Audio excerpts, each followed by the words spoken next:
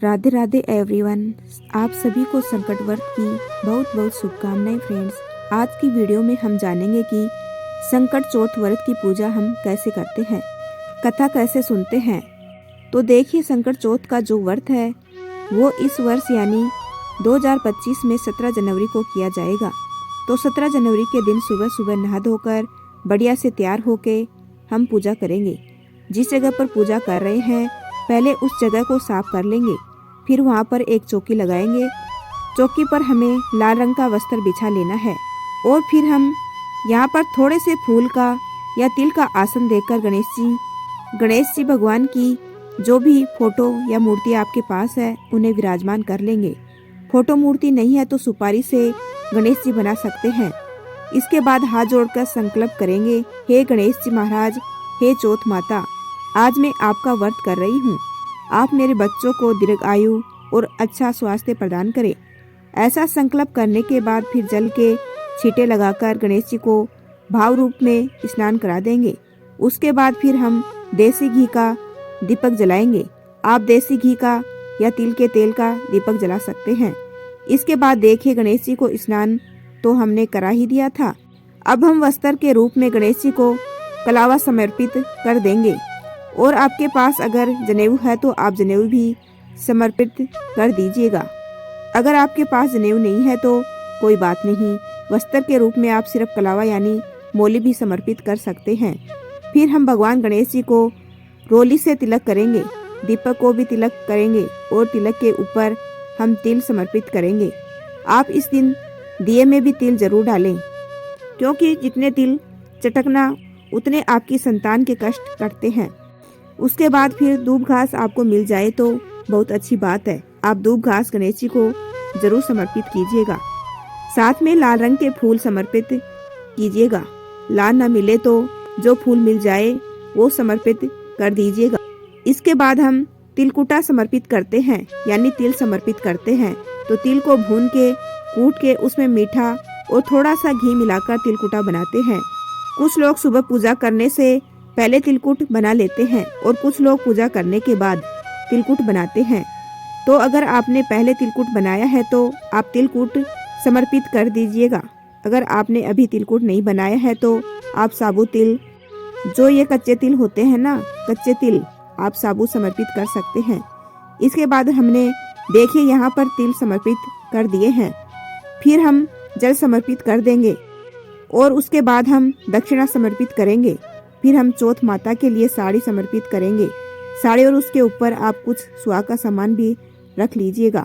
देखिए, अगर आपका पहला व्रत है, अगर आप पहली बार संकट चौथ का व्रत कर रहे हैं, फिर तो आपको साड़ी और थोड़ा बहुत श्रृंगार का सामान जरूर समर्पित करना है। लेकिन अगर आप बहुत सालों से व्रत कर रहे हैं तो फिर आपकी मर्जी है।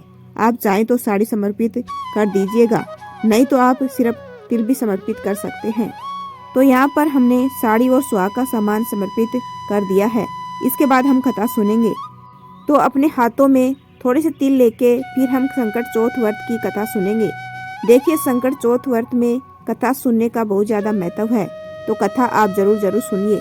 कथा सुनने के बाद जो हमने हाथ में तिल लिए हैं, ये तिल हम गणेश जी को समर्पित करेंगे और थोड़े से दिए में डाल देंगे, थोड़े से जल के लोटे में समर्पित कर देंगे। इस तरह से हमें यह तिल समर्पित करने हैं। और फिर हमने जो हाथ में तिल रह जाते हैं कहानी सुने हुए, ये 2 हिस्सों में बांट लेने हैं। एक हम अभी सूर्य देवता को अर्घ देंगे और एक से हम रात को चंद्रमा को अर्घ देंगे। तो रात को चंद्रमा को अर्घ देने के लिए आप थोड़े से तिल अपने पल्लू में बांध लें या किसी कटोरी वगैरह में भी आप रख सकते हैं। तो ये कटोरी में डाल के मैंने चौकी पर ही रख दिया है। रात को चंद्रमा को अर्घ देने के काम आएंगे। उसके बाद फिर हम धूप दीप दिखाकर बहुत ही प्रेम पूर्वक गणेश जी की आरती करेंगे।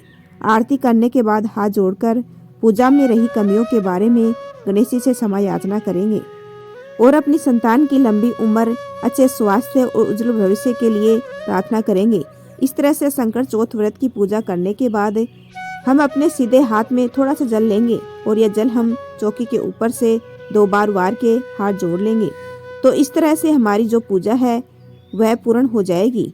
पूजा करने के बाद, क्योंकि हम दिन में यह पूजा करते हैं, तो पूजा करने के बाद जो जल का लोटा है यह हम सूर्य देवता को अर्घ दे देंगे।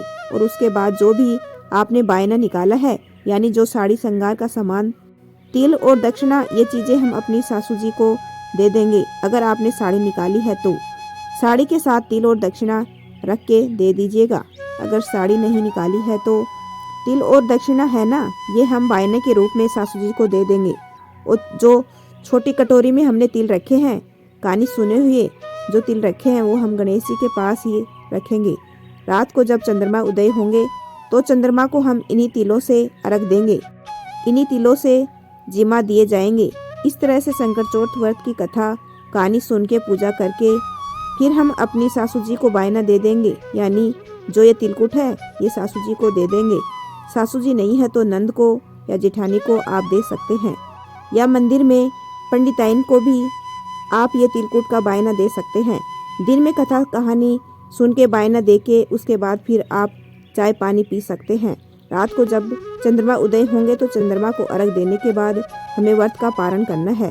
फ्रेंड्स, इस तरह से संकट चौथ व्रत की पूजा की जाती है। आपको ये पूजा विधि कैसी लगी कमेंट करके जरूर बताना। और अगर ये वीडियो आपको पसंद आया हो, वीडियो आपके लिए थोड़ा बहुत भी यूजफुल हो, तो प्लीज़ वीडियो को लाइक कर देना और चैनल को सब्सक्राइब कर लेना। भगवान गणेश जी की और संकट चौथ माता की कृपा आपकी संतान पर सर्वदा बनी रहे, इसी कामना के साथ फिर मिलेंगे किसी और वीडियो में। तब तक के लिए जय संकट चौथ माता। राम राम, धन्यवाद।